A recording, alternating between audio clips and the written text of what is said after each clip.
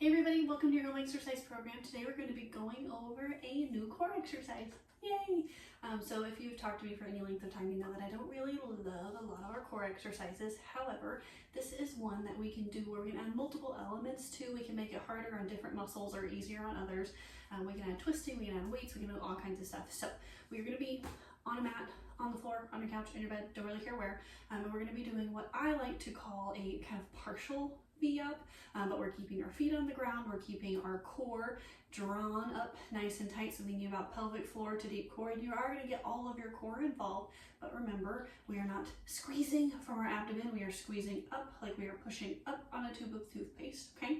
And while we get there, we are going to get into a nice V position, and we can either hold it, you can have hands on your knees if we need to take a little bit off of it, we can add a twist, and we can do all kinds of stuff to make it harder. So this is what it looks like. We are going onto our side with our feet on the ground. You can have your heels up if you're in shoes. If you can put your feet flat because you're not in shoes or you're in shoes or whatever, we can do that too. And we're going to once again draw everything up, really activating through our abs, and we are leaning back. Now, there are a couple different ways to do this. You can be nice and very straight through your spine and just maintaining and working on this hold as an endurance exercise, or you can do repetitions going forward and backwards to make it harder. We're lifting our hands and we're just getting into this position and we're coming back, trying to keep our spine as straight as possible.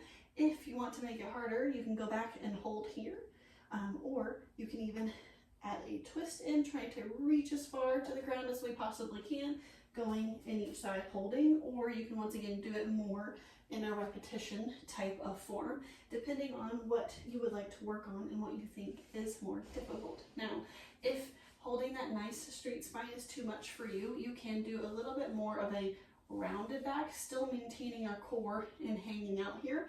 Arms can go up, we can do the same types of motion while we are working on it. That's going to activate a lot of lower core versus our more nice V shape with our spine straight. It's going to activate more of the core in general, and then we can add on from there. If you want to add weights, you can add weights here, and you can hold.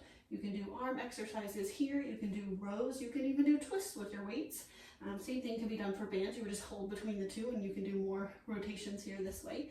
There's a lot of different ways to add in weight resistance, endurance. You can do holds, you can do reps. There's all kinds of things. That's why I like this exercise as a core exercise that is less inflammatory and less freaks people's brains out less, because it's going to work on the diastasis, it's going to work on your deep core, it's going to work on your abs without being a plank or a crunch or something that's less functional. So if you have questions, let me know. Thanks, friends.